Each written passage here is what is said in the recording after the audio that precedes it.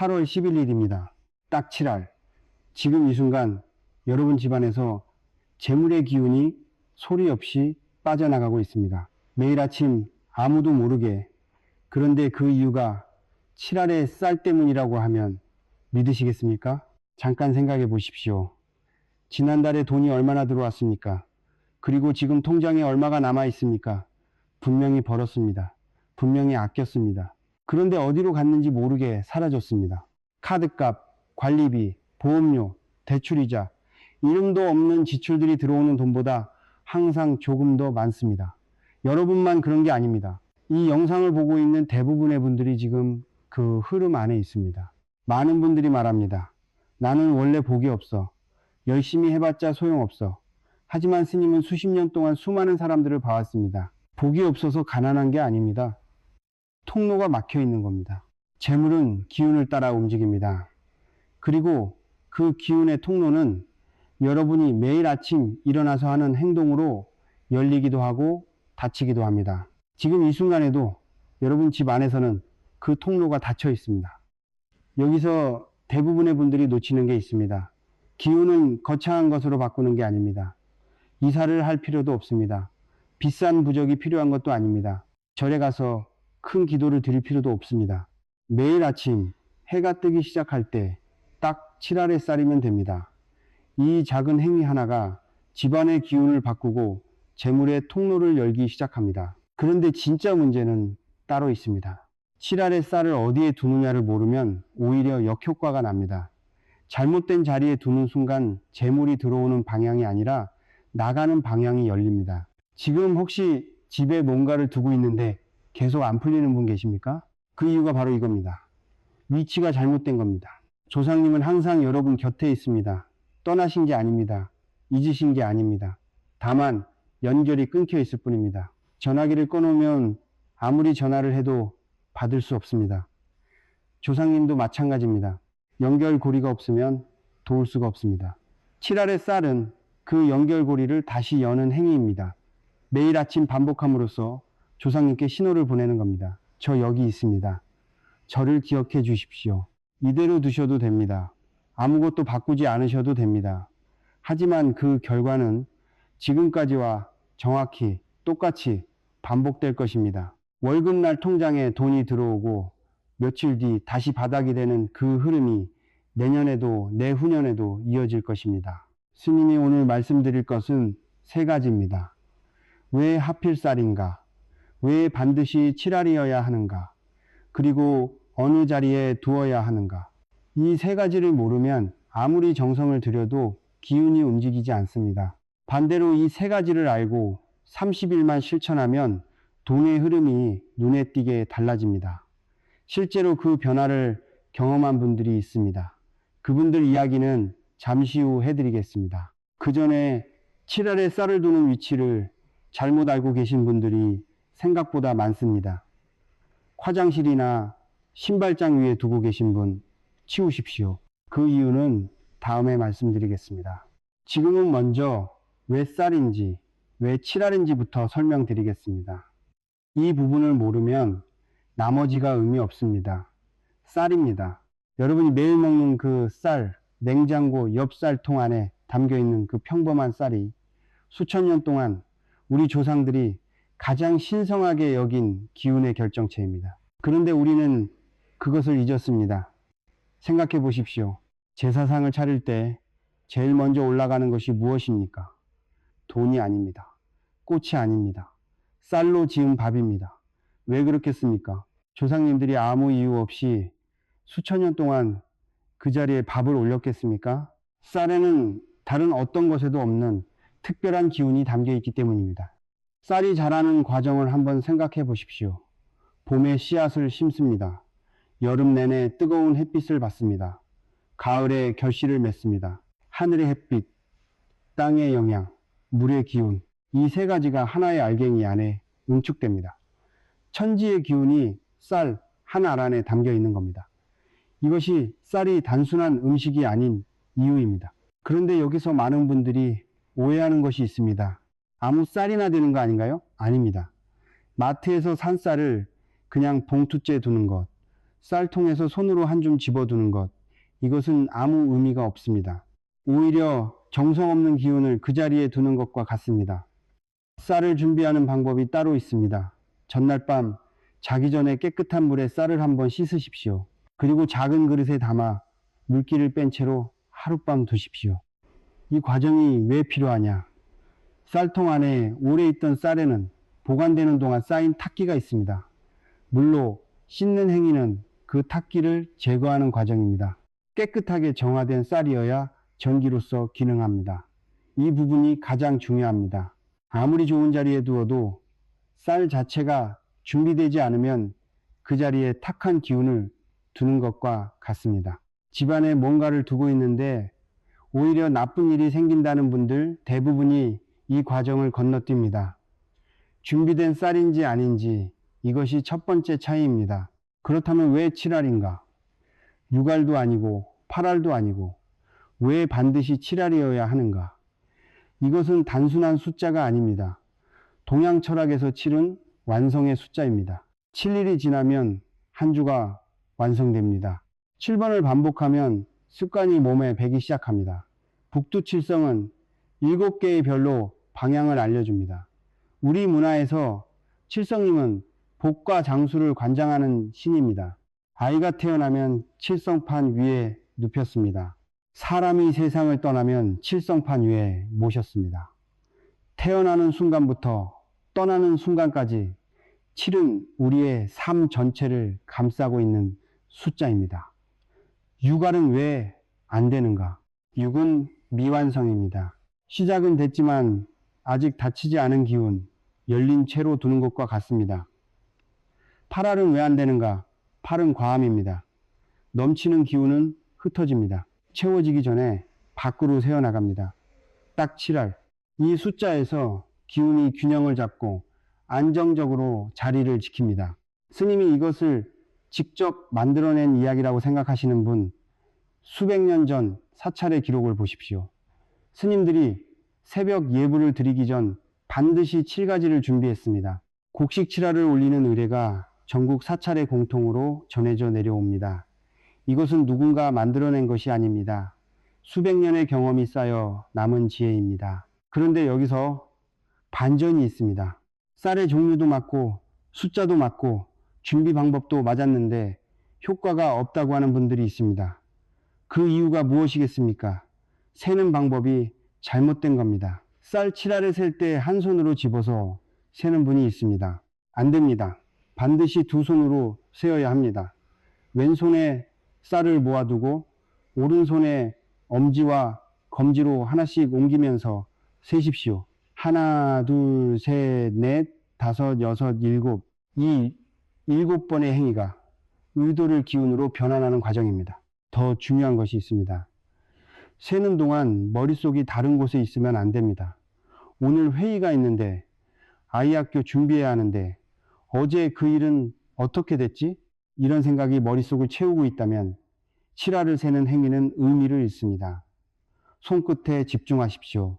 하나 하나에 집중하십시오. 그 7번의 순간 안에 오늘 원하는 것을 담으십시오. 막연한 소원은 기운이 흩어집니다. 돈 많이 벌게 해주세요. 이것은 기운이 어디로 향해야 할지 모릅니다. 구체적이어야 합니다. 이번 달 안에 밀린 돈이 해결되게 해주십시오. 이번 주 안에 막혔던 그 거래가 풀리게 해주십시오. 방향이 명확할수록 기운이 집중됩니다. 집중된 기운이 움직입니다. 여기서 대부분 놓치는 것이 하나 더 있습니다.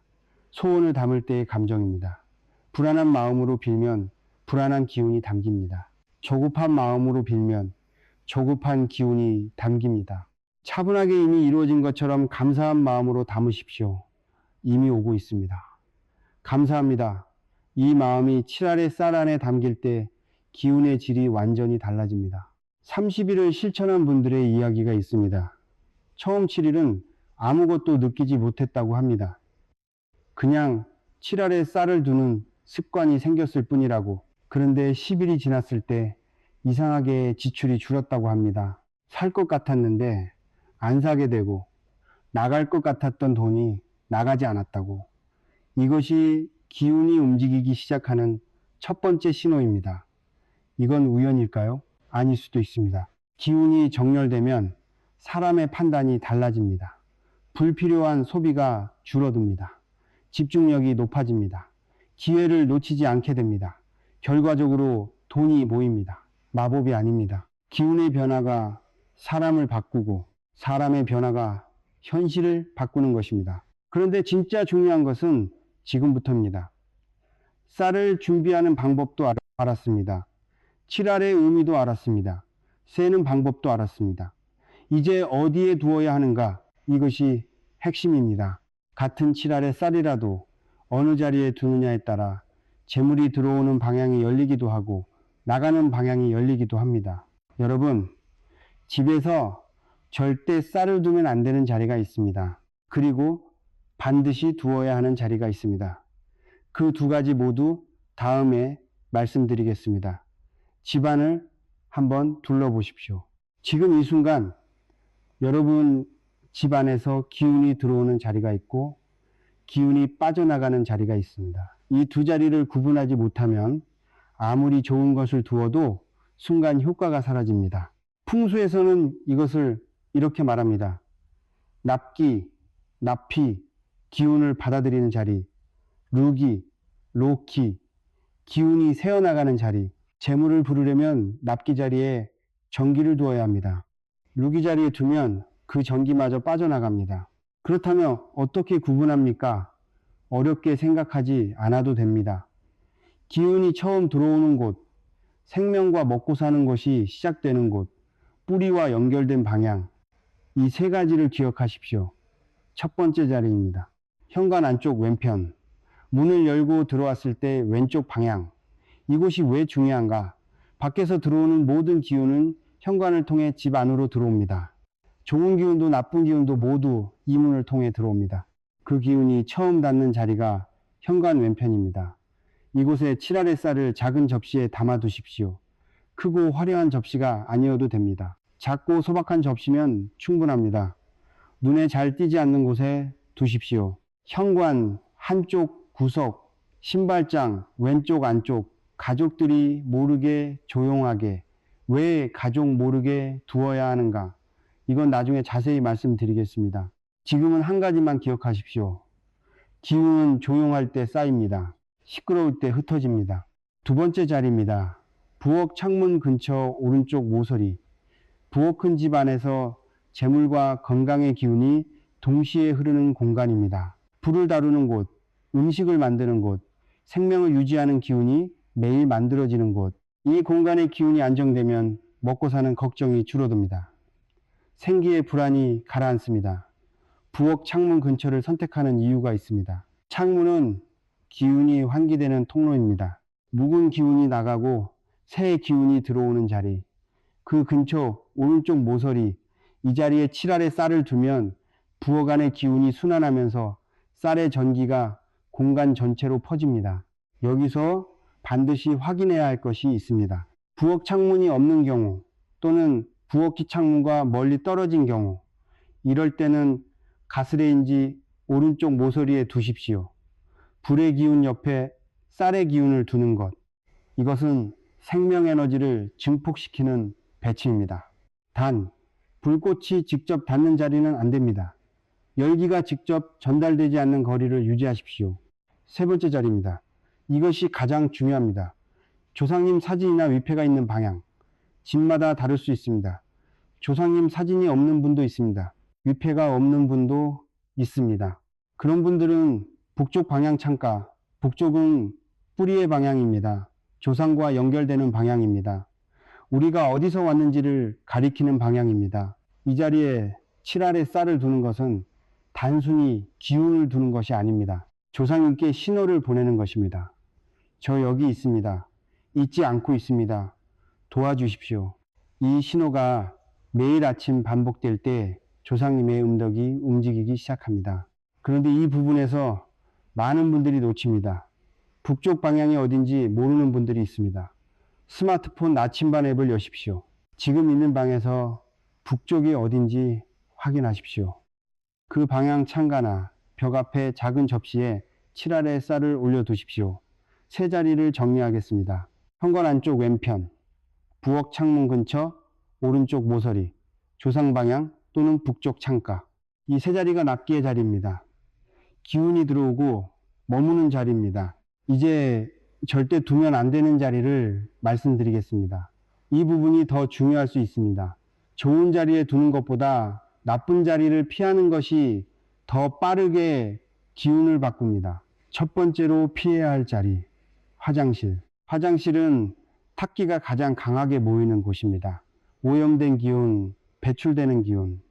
이 공간은 집안에서 가장 강한 누기의 자리입니다. 이곳에 7알의 쌀을 두면 쌀의 전기가 탁기에 오염됩니다. 오염된 전기는 재물을 끌어당기는 것이 아니라 밀어냅니다. 스님이 실제로 본 일입니다. 화장실이 밝아야 복이 온다는 말을 듣고 화장실에 좋은 것을 갖다 놓은 분이 있었습니다. 향도 피우고 작은 화분도 두고 행운의 부적도 붙여놨습니다. 그런데 오히려 그날부터 예상치 못한 지출이 계속 생겼습니다. 화장실에 뭔가를 두는 것 자체가 그 공간의 탁기를 더 강하게 만듭니다. 화장실은 항상 깨끗하게 유지하되 아무것도 두지 않는 것이 맞습니다. 두 번째로 피해야 할 자리, 쓰레기통 근처, 쓰레기통 옆 50cm 이내. 이 자리는 부패하고 썩은 기운이 퍼지는 자리입니다. 음식물 쓰레기, 버려진 것들의 기운과 쌀의 전기가 섞이면 재물 에너지가 부패합니다. 집안에서 쓰레기통 위치를 한번 확인해 보십시오.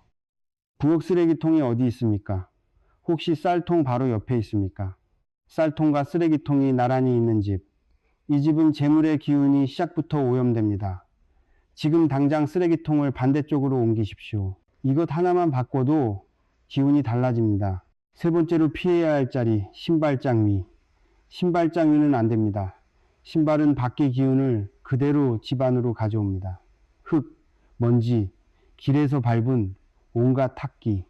이것들이 쌓인 신발장 위에 쌀의 전기를 두는 것은 깨끗한 물을 오염된 통 안에 붓는 것과 같습니다. 현관에서 쌀을 두는 자리는 반드시 신발장과 분리되어야 합니다. 신발장 왼쪽 아래 공간, 신발이 닿지 않는 높이의 선반, 신발장과 벽 사이의 작은 공간, 이런 곳을 활용하십시오. 신발의 기운이 직접 닿지 않는 자리는 이렇습니다. 여기서 많은 분들이 틀립니다. 스님, 현관에 두면서요, 신발장이 현관에 있는데 어떻게 분리합니까? 오해입니다. 신발장 자체가 문제가 아닙니다. 신발이 직접 올려져 있는 자리가 문제입니다. 신발장, 문이 닫혀 있는 옆 공간, 신발이 없는 현관 선반, 이런 자리는 괜찮습니다. 정리하겠습니다. 절대 피해야 할 세 자리, 화장실, 쓰레기통 50cm 이내, 신발이 직접 올려진 자리. 이 세 곳은 탁기가 강한 루기의 자리입니다. 쌀의 전기가 오히려 탁기로 변하는 자리입니다. 지금 집안을 한번 점검해 보십시오. 현재 집에 뭔가를 두고 있는데 계속 나쁜 일이 생기는 분, 이유 없이 돈이 나가는 분, 좋은 일이 생길 것 같다가 항상 어긋나는 분, 자리를 확인하십시오. 자리가 잘못된 겁니다. 그런데 이것이 전부가 아닙니다. 자리를 완벽하게 잡았어도 반드시 함께 해야 하는 행동이 있습니다. 이것 없이는 7알의 쌀이 의미를 잃습니다. 그냥 접시에 올려진 쌀 몇 알에 불과합니다. 그 행동이 무엇인지, 그리고 하루 중 언제 해야 하는지 다음에 말씀드리겠습니다. 아침입니다. 눈을 떴습니다. 이 순간 여러분이 가장 먼저 하는 행동이 무엇입니까? 스마트폰을 집어 드십니까?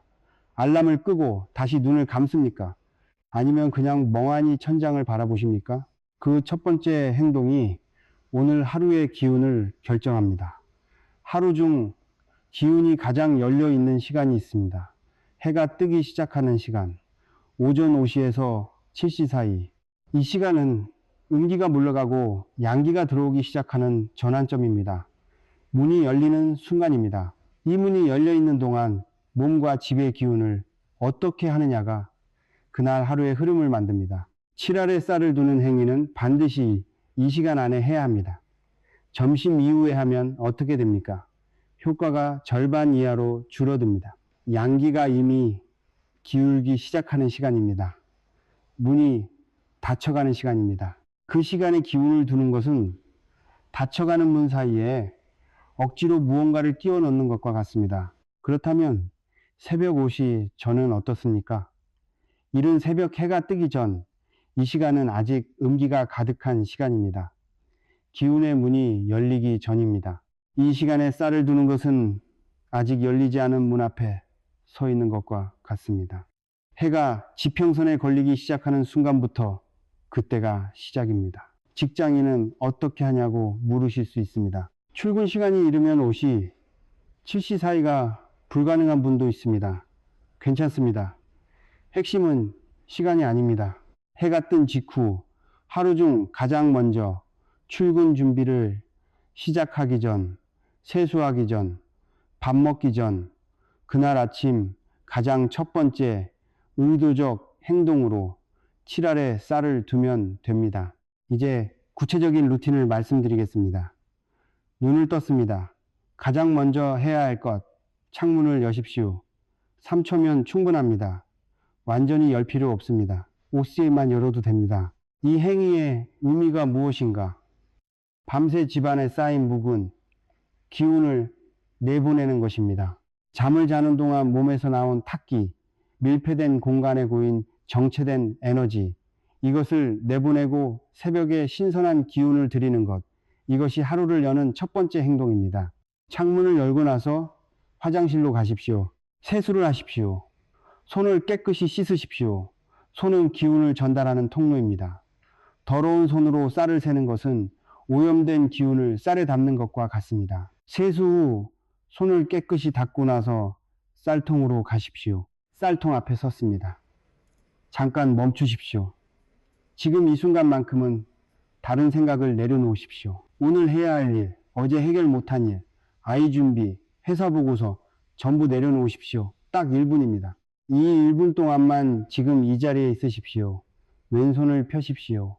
오른손의 엄지와 검지로 쌀통에서 쌀을 하나씩 집어 왼손 위에 올리십시오. 하나. 이때 속으로 말하십시오. 좋은 기운이 들어옵니다. 둘. 막혔던 것이 풀립니다. 셋. 재물의 통로가 열립니다. 넷. 다섯. 여섯. 일곱. 7번째 쌀알을 올리는 순간 구체적인 소원을 담으십시오. 막연하게 담으면 안 됩니다. 이미 말씀드렸습니다. 이달 안에 얼마가 들어오게 해 주십시오. 이번 주 막혔던 그 일이 풀리게 해 주십시오. 우리 가족이 이번 달 건강하게 지내게 해 주십시오. 하나만 담으십시오. 여러 개를 담으면 기운이 흩어집니다. 그리고 미리 정해둔 자리로 가십시오. 현관 왼편, 부엌 모서리, 북쪽 창가 조용히 내려놓으십시오. 소리 내지 말고 서두르지 말고 정성스럽게. 이 행위가 끝나는 순간이 하루의 기운이 열리는 순간입니다. 여기서 많은 분들이 놓칩니다. 쌀을 내려놓자마자 스마트폰을 집어드는 분들이 있습니다. 카카오톡 확인, 뉴스 확인, SNS 확인. 이것이 왜 문제인가? 방금 만들어 놓은 기운의 흐름을 1분 만에 흩어버립니다. 생각해 보십시오. 고요한 수면 위에 돌을 던지면 파문이 퍼집니다. 방금 7알의 쌀로 만들어 놓은 기운이 그 고요한 수면입니다. 스마트폰에서 쏟아지는 자극들, 부정적인 뉴스, 타인의 일상을 보며 생기는 비교와 불안, 쏟아지는 광고와 소음, 이것들이 그 수면에 돌을 던지는 것입니다. 기운이 흩어집니다. 파문이 사라지기 전에 새로운 충격이 계속 들어옵니다. 아침에 만든 기운이 출근 전에 이미 사라지는 겁니다. 7알의 쌀을 두고 난 뒤 최소 10분 조용히 앉아 계십시오. 따뜻한 물 한 잔을 드십시오.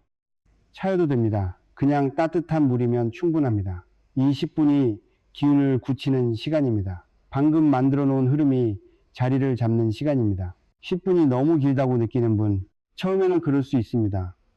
하지만 20분이 하루 전체를 바꿉니다. 회의에서 더 명확하게 생각하게 됩니다.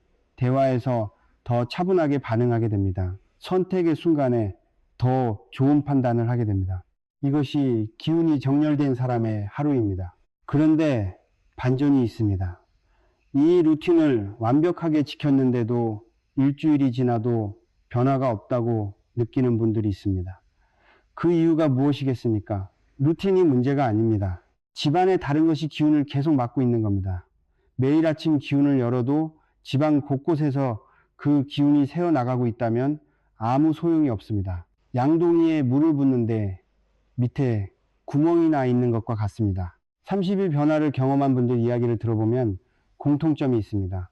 루틴만 지킨 분들의 변화, 루틴과 함께 집안을 바꾼 분들의 변화, 이 두 그룹의 결과가 완전히 달랐습니다. 루틴만 지킨 분들은 변화가 느렸습니다. 집안을 함께 바꾼 분들은 2주 안에 눈에 띄는 변화가 왔습니다. 집안에 어떤 것이 기운을 막는가, 이것을 모르면 아무리 루틴을 지켜도 절반의 효과도 나오지 않습니다. 돈이 모이지 않는 집에는 공통적으로 세 가지가 있습니다. 그 세 가지가 무엇인지, 그리고 지금 당장 바꿔야 하는 것이 무엇인지 다음에 말씀드리겠습니다. 스님이 지금까지 수십 년 동안 수많은 집을 다녀봤습니다. 부자 집을 다녀봤습니다. 가난한 집을 다녀봤습니다. 한때 잘 살다가 갑자기 기울어진 집도 봤습니다. 오랫동안 힘들다가 갑자기 풀린 집도 봤습니다. 그 집들 사이에는 명확한 차이가 있었습니다. 돈이 모이는 집과 돈이 모이지 않는 집. 이 두 집의 차이는 크기가 아닙니다. 위치가 아닙니다. 인테리어가 아닙니다. 기운이 흐르는 방식이 다릅니다. 돈이 모이지 않는 집에는 반드시 공통점이 있습니다. 세 가지입니다. 첫째, 현관이 어둡습니다. 둘째, 부엌 싱크대에 설거지가 쌓여 있습니다. 셋째, 침대 밑에 물건이 가득합니다. 이 세 가지 지금 여러분 집은 어떻습니까? 첫 번째, 현관입니다. 현관불이 꺼져 있는 집, 현관에 택배 상자가 쌓여 있는 집, 신발이 여기저기 흩어져 있는 집. 이 집의 현관은 기운이 들어오는 문이 막혀 있는 것과 같습니다. 현관은 집의 입입니다. 사람도 입이 막히면 먹을 수 없습니다. 숨을 쉴 수 없습니다. 집도 마찬가지입니다. 현관이 막히면 좋은 기운이 들어오다가 문 앞에서 멈춥니다. 돌아갑니다. 지금 당장 확인하십시오. 현관에 쌓인 택배 상자가 있습니까? 오늘 바로 치우십시오. 신발이 3켤레 이상 바닥에 나와 있습니까? 오늘 저녁 안에 신발장에 넣으십시오. 현관 전등이 어둡습니까? 밝은 전구로 교체하십시오. 이 세 가지만 바꿔도 현관의 기운이 달라집니다. 그런데 여기서 많은 분들이 놓칩니다. 현관을 치웠습니다. 깨끗해졌습니다. 그런데 이틀 뒤에 다시 택배가 쌓입니다. 신발이 다시 나옵니다. 한 번 치우는 것으로는 부족합니다. 기운은 하루하루 쌓이는 것입니다. 한 번의 청소가 아니라 매일 유지하는 습관이 필요합니다. 두 번째, 싱크대입니다. 이것이 가장 충격적인 부분입니다. 설거지를 미루는 집, 아침에 일어났을 때 싱크대에 어젯밤 그릇이 그대로 있는 집, 그릇이 하루 이상 쌓여 있는 집, 이 집은 재물의 기운이 썩고 있습니다. 말 그대로입니다. 부엌은 생기의 기운이 흐르는 공간입니다. 먹고 사는 에너지가 만들어지는 곳입니다. 그 공간에 묵은 음식 찌꺼기가 있습니다. 탁한 물이 고여 있습니다. 기름때가 쌓여 있습니다. 이것들이 재물 에너지와 함께 섞입니다. 고입니다. 썩습니다. 칠알의 쌀을 아무리 정성스럽게 두어도 싱크대가 이 상태라면 절반의 효과도 나오지 않습니다. 아침마다 깨끗한 기운을 만들어 놓고 부엌에서 썩은 기운이 퍼지고 있는 겁니다. 스님이 아는 분의 이야기입니다. 사업이 잘 안 풀려서 여러 가지를 다 해봤다고 했습니다. 좋다는 것은 다 해봤는데 아무것도 달라지지 않았다고 했습니다. 그분 댁에 가봤습니다. 싱크대에 그릇이 가득했습니다. 이틀치는 됐습니다. 스님이 말했습니다.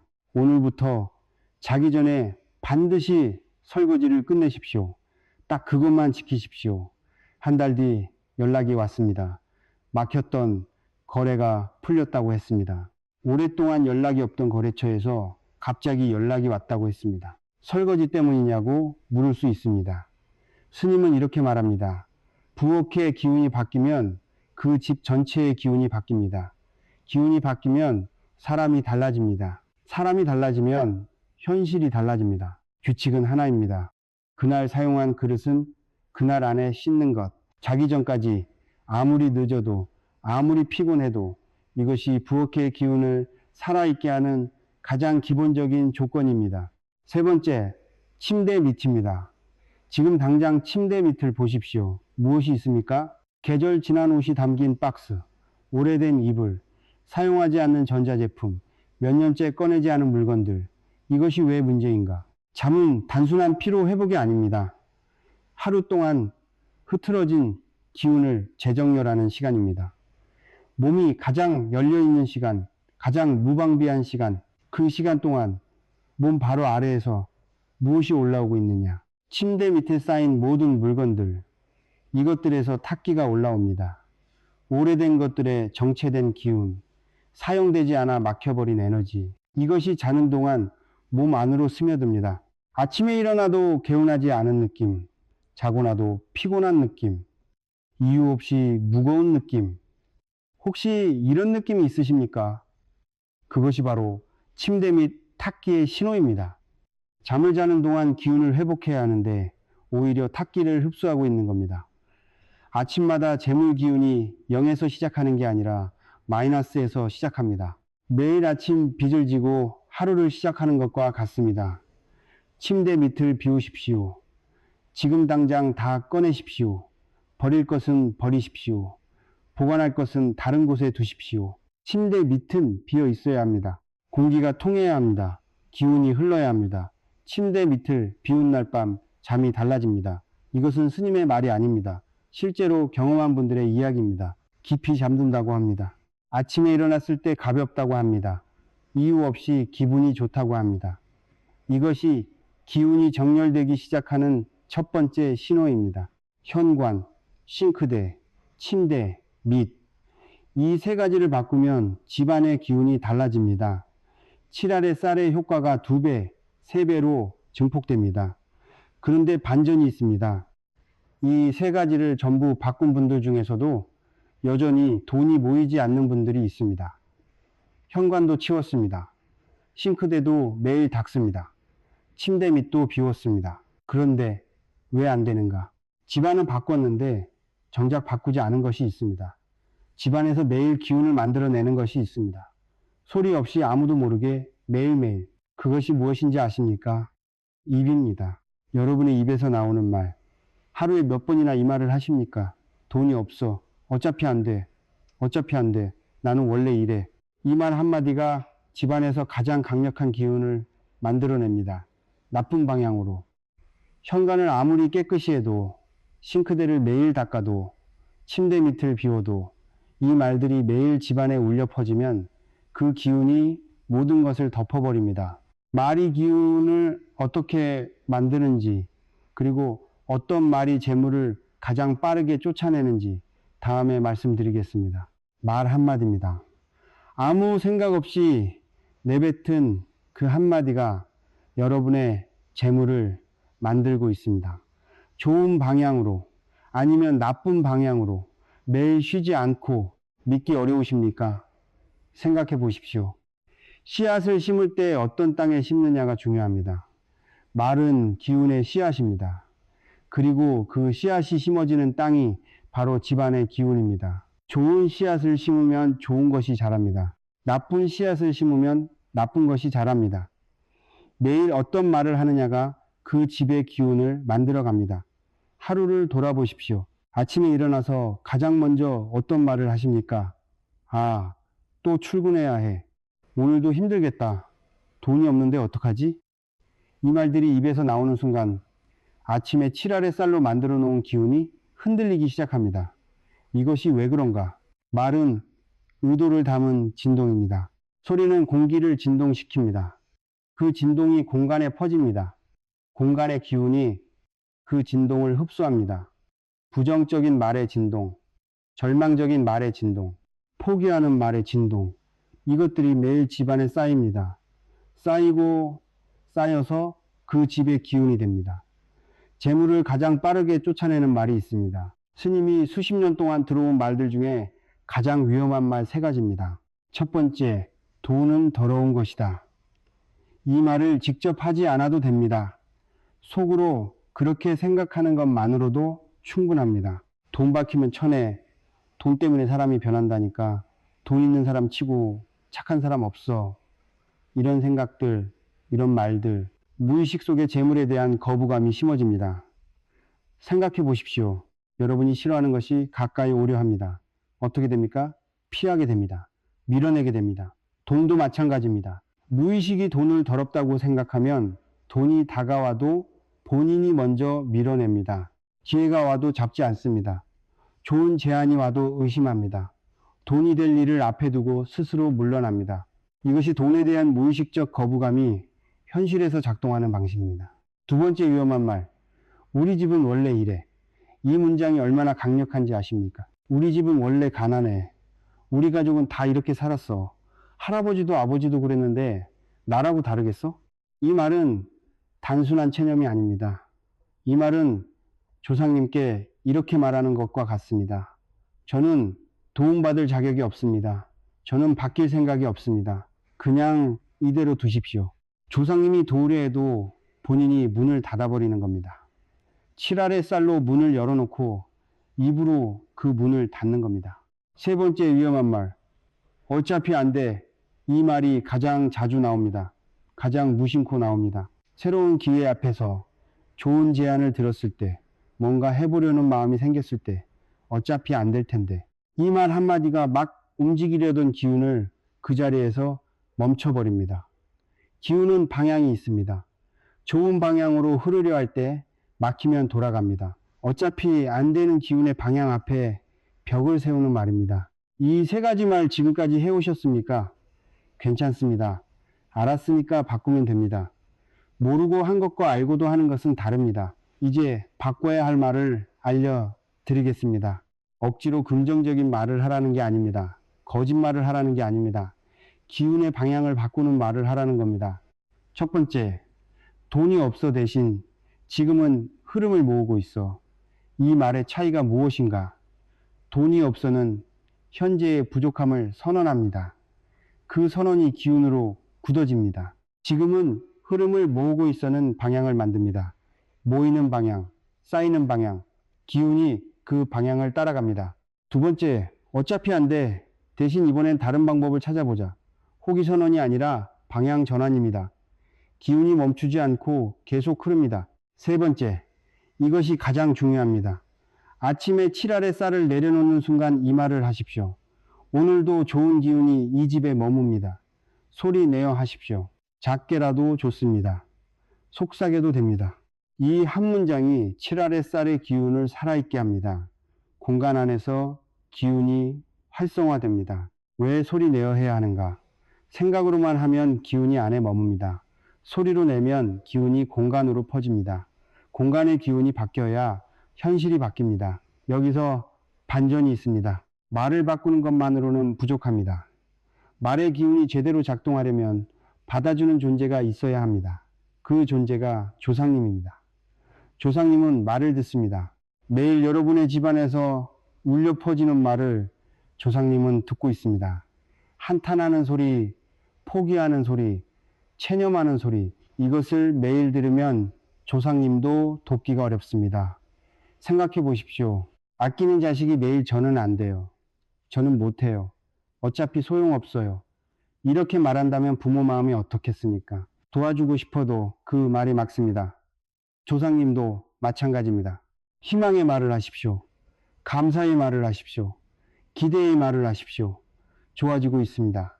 흐름이 바뀌고 있습니다. 감사합니다. 이것이 조상께 보내는 신호입니다. 칠알의 쌀은 그 신호를 증폭시키는 안테나입니다. 말은 그 안테나를 통해 보내는 메시지입니다. 안테나가 있어도 메시지가 없으면 신호가 가지 않습니다. 칠알에 쌀만 두고 말은 여전히 부정적으로 한다면 안테나를 세워놓고 전원을 끊는 것과 같습니다. 칠알의 쌀, 공간 정리, 말의 변화, 이 세 가지가 함께 움직일 때 기운이 정렬됩니다. 기운이 정렬되면 조상님의 음덕이 통로를 찾기 시작합니다.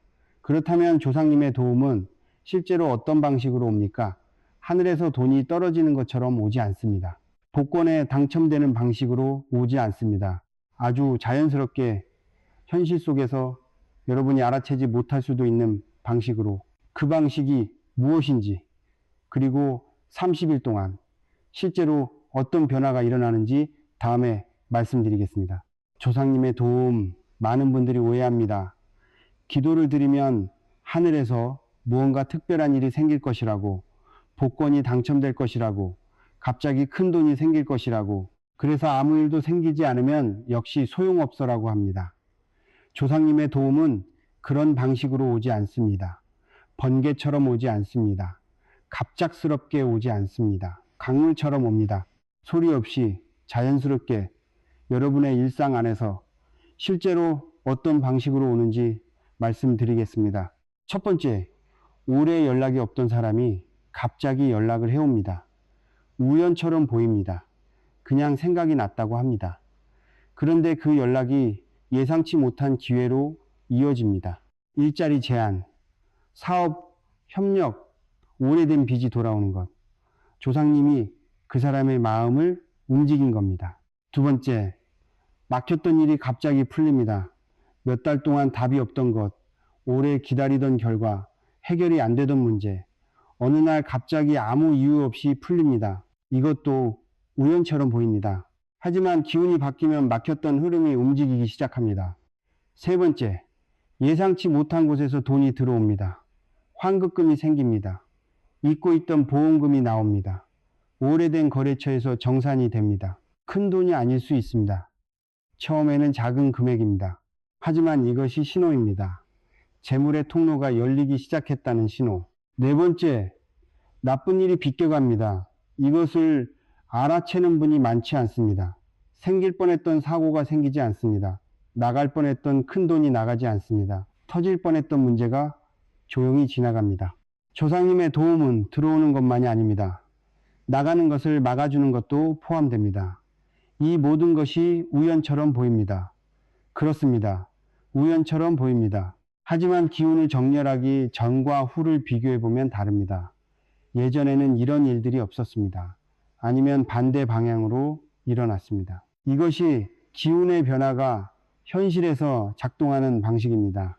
그렇다면 30일 동안 실제로 어떤 흐름이 일어나는지 말씀드리겠습니다. 1일부터 7일 솔직히 말씀드리겠습니다. 이 시기에는 아무것도 느끼지 못할 수 있습니다. 변화가 없습니다. 돈이 갑자기 생기지 않습니다. 막혔던 일이 갑자기 풀리지 않습니다. 그래서 많은 분들이 이 시기에 포기합니다. 역시 소용없구나. 하지만 이 시기에 보이지 않는 곳에서 무언가가 시작됩니다. 씨앗을 심은 직후를 생각해 보십시오. 땅 위에는 아무것도 보이지 않습니다. 그런데 땅 아래에서는 뿌리가 내리기 시작합니다.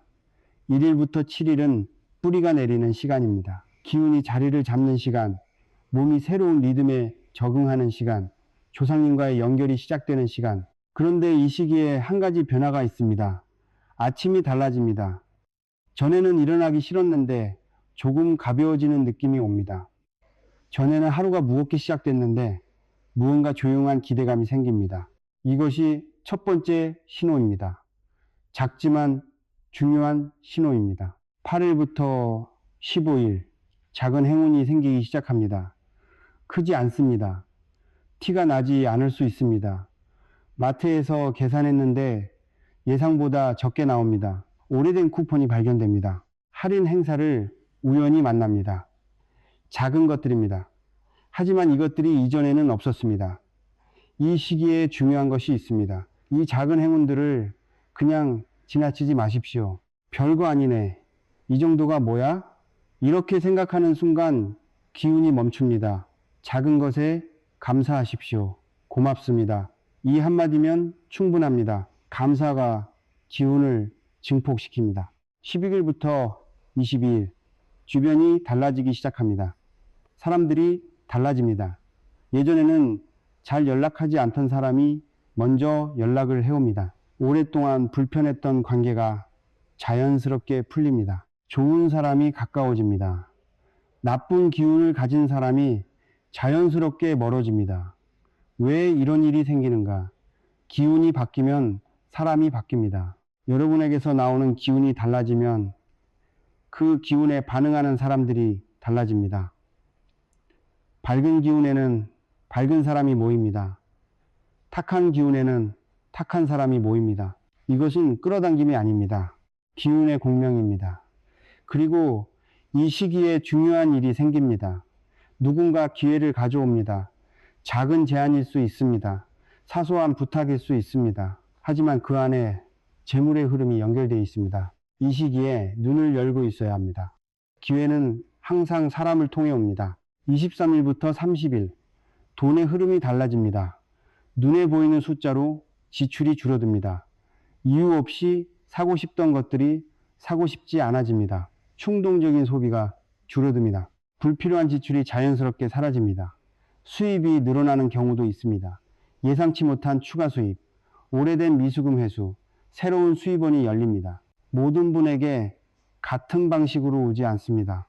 누군가에게는 지출이 줄고, 누군가에게는 수입이 늘고, 누군가에게는 둘 다 일어납니다. 하지만 30일이 지나면 통장의 숫자가 달라져 있습니다. 이것이 마법이라고 생각하십니까?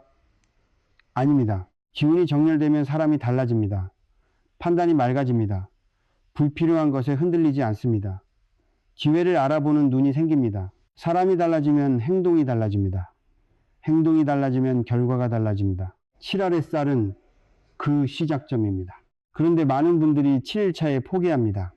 그 이유를 말씀드리겠습니다. 변화가 없어서가 아닙니다. 7일차는 기운이 막 쌓이기 시작하는 시점입니다. 뿌리가 막 내리기 시작하는 순간입니다. 이때 포기하면 지금까지 쌓아온 7일간의 기운이 사라집니다. 다시 0부터 시작해야 합니다. 포기하는 진짜 이유가 있습니다. 오늘 하루 빠뜨려도 되겠지. 이 생각입니다. 하루가 이틀이 되고 이틀이 사흘이 됩니다. 그리고 어느새 멈춰 있습니다. 이렇게 생각하십시오. 매일 아침 1원씩 저금한다고 생각하십시오. 7일이면 7원, 30일이면 30원. 하루 빠뜨리면 그냥 돈이 넘는 게 아닙니다. 그날까지 쌓아온 흐름이 끊깁니다. 기운도 마찬가지입니다. 끊기면 다시 처음부터 시작됩니다. 30일이 됐습니다. 이때 반드시 해야 할 것이 있습니다. 쌀로 밥을 지으십시오. 평소보다 조금 정성스럽게 새쌀로 깨끗한 솥에 밥이 되면 작은 그릇에 한 숟가락 담으십시오. 조상님 방향에 북쪽 창가에 조용히 올려두십시오. 그리고 마음속으로 전하십시오. 지난 30일 동안 도와주셔서 감사합니다. 앞으로도 잘 부탁드립니다. 말이 필요 없습니다. 마음이면 충분합니다. 조상님은 마음을 읽습니다. 말보다 마음이 먼저 닿습니다. 이것이 왜 중요한가? 받은 것에 감사할 줄 아는 사람에게 더 많은 것이 옵니다. 감사는 기운의 순환을 완성합니다. 조상님이 기운을 보내주셨습니다. 여러분이 감사로 돌려드립니다. 그 순환이 다음 30일의 기운을 엽니다. 받기만 하고 감사하지 않으면 기운의 순환이 끊깁니다. 첫 30일은 문이 열립니다. 감사로 돌려드리면 그 문이 더 크게 열립니다. 두 번째 30일은 더 큰 변화가 옵니다. 그런데 30일을 마치면서 절대로 해서는 안 되는 것이 있습니다. 이것을 모르면 30일의 기운이 하루 만에 사라질 수 있습니다. 그 한 가지, 그리고 지금까지 말씀드린 모든 것을 실천하기 위한 완전한 가이드, 마지막 파트에서 말씀드리겠습니다. 마지막입니다. 오늘 스님이 말씀드린 것들 전부 기억하고 계십니까? 7알의 쌀, 장소, 아침 루틴, 집안 정리, 말의 변화, 30일의 흐름, 이 모든 것을 알았습니다. 이제 실천만 남았습니다. 그런데 실천하기 전에 반드시 알아야 할 것이 있습니다.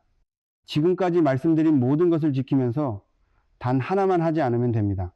이 하나를 모르면 30일의 기운이 하루 만에 무너질 수 있습니다. 남에게 말하지 마십시오. 딱 이것입니다. 나 요즘 7알에 쌀 두고 있어.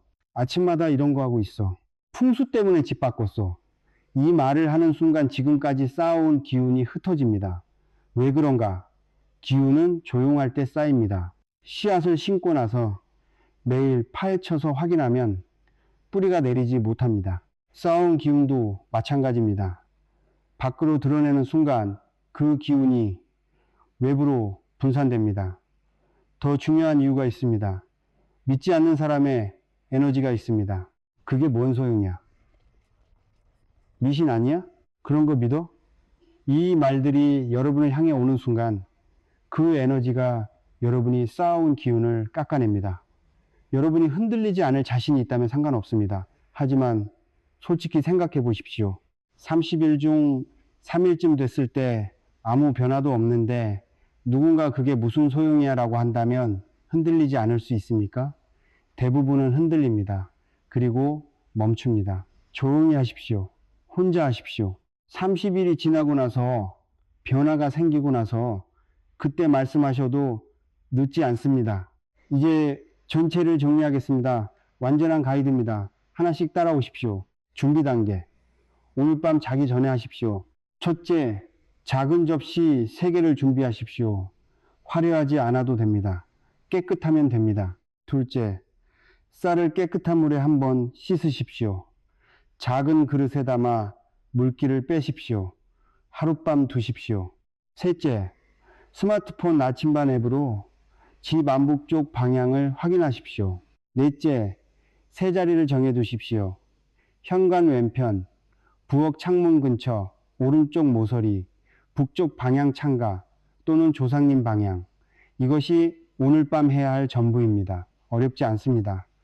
10분이면 됩니다. 내일 아침 1일 차입니다. 해가 뜨기 시작할 때 눈을 떴습니다. 스마트폰을 집어들지 마십시오. 가장 먼저 창문을 여십시오. 3초면 됩니다. 화장실로 가십시오. 세수를 하십시오. 손을 깨끗이 닦으십시오. 쌀통 앞에 서십시오. 잠깐 멈추십시오. 숨을 한번 고르십시오. 왼손을 펴십시오. 오른손 엄지와 검지로 쌀을 하나씩 세어 왼손에 올리십시오. 하나, 둘, 셋, 넷, 다섯, 여섯, 일곱. 7번째 쌀알을 올리는 순간 오늘 원하는 것을 하나만 담으십시오. 구체적으로 차분하게 이미 이루어진 것처럼. 첫 번째 접시 현관 왼편에 놓으십시오. 두 번째 접시 부엌 모서리에 놓으십시오. 세 번째 접시 북쪽 창가에 놓으십시오. 그리고 작게 소리 내어 말하십시오. 오늘도 좋은 기운이 이 집에 머뭅니다. 따뜻한 물 한 잔을 드십시오. 10분간 조용히 앉아 계십시오. 이것이 전부입니다. 매일 반복하십시오. 전날 두었던 쌀은 어떻게 하는가? 매일 아침 새치랄로 교체하십시오. 전날 쌀은 버리지 마십시오. 쌀통에 다시 넣으십시오. 밥을 지을 때 함께 사용하십시오. 하루 동안 기운을 흡수한 쌀입니다. 버리는 것은 그 기운을 버리는 것과 같습니다. 한 가지 더. 싱크대, 자기 전에 반드시 비우십시오. 그날 설거지는 그날 안에, 침대 및 이번 주 안에 비우십시오. 오늘 시작하면 됩니다. 현관, 매일 저녁 신발 3켤레 이상 나와 있으면 신발장에 넣으십시오. 말, 하루에 3번 의식적으로 확인하십시오. 아침, 점심, 자기 전, 부정적인 말이 나왔습니까? 나왔다면 바로 바꾸십시오. 지금은 흐름을 모으고 있어. 이번엔 다른 방법을 찾아보자. 좋아지고 있어. 30일 후 쌀로 밥을 지으십시오. 작은 그릇에 한 숟가락 조상님 방향에 올려두십시오. 마음으로 감사를 전하십시오. 그리고 1일차 다시 시작하십시오. 이것이 전부입니다. 비용이 들지 않습니다. 특별한 것이 필요하지 않습니다. 7알의 쌀, 작은 접시 3개, 매일 아침 10분. 지금 이 영상을 보고 계신 분 아마 오랫동안 열심히 사셨을 겁니다. 분명히 노력했습니다. 분명히 최선을 다했습니다. 그런데 계속 뭔가 막힌 느낌, 계속 아슬아슬한 느낌, 늘 조금 부족한 느낌. 그 이유를 이제 아셨습니다. 통로가 막혀 있었습니다. 연결이 끊겨 있었습니다. 조상님은 여러분을 포기한 적이 없습니다. 단 한 번도. 다만 신호가 닿지 않았을 뿐입니다. 문이 닫혀 있었을 뿐입니다. 7알의 쌀은 그 문을 여는 열쇠입니다. 작습니다. 아주 작습니다. 하지만 작은 열쇠가 큰 문을 엽니다. 내일 아침 눈을 떴을 때 제일 먼저 창문을 여십시오. 그리고 쌀통으로 가십시오. 두 손으로 7알을 세십시오. 하나, 둘, 셋, 넷, 다섯, 여섯, 일곱. 이 7번의 순간 안에 여러분이 가장 원하는 것을 담으십시오. 그 작은 행동이 30일 뒤의 삶을 다른 방향으로 흐르게 할 것입니다. 스님은 그것을 믿습니다. 오늘 영상이 도움이 되셨다면 지금 댓글에 써 주십시오. 7알의 쌀 시작합니다. 이 댓글을 쓰는 행위가 여러분의 결심을 기운으로 굳히는 첫 번째 행동입니다. 30일 후에 다시 오십시오. 어떤 변화가 있었는지 댓글로 알려주십시오. 스님이 기다리겠습니다. 그리고 한 가지, 다음 영상에서는 현관에서 절대 해서는 안 되는 3가지 행동을 말씀드리겠습니다. 대부분의 가정에서 매일 아침 하고 있는 것들입니다. 모르면 오늘 시작한 7알의 쌀이 절반의 효과도 내지 못합니다. 다음 영상 놓치지 마십시오.